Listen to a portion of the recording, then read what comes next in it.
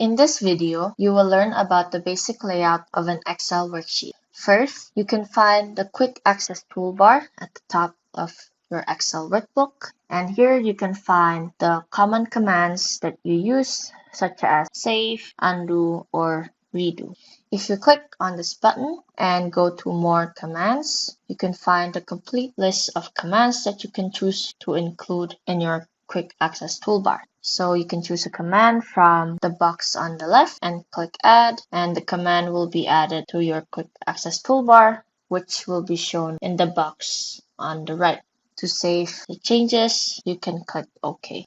Just like in Word, there's a ribbon with multiple tabs, and each tab is made up of groups of commands. In this example, we have the font group, and the command is text color. At the bottom, you can find the sheet tab that you can use to switch between worksheets, and there's also a plus sign there that you can use to add more worksheets to your workbook.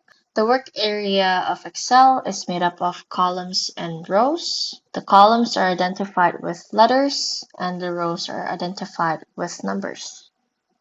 Here we have selected a cell, and you can see the cell name in the name box at the top left corner, and the name will be made up of the cell, column, letter, and row number. So in this example, the cell is in column D and row 8, so the cell name is D8.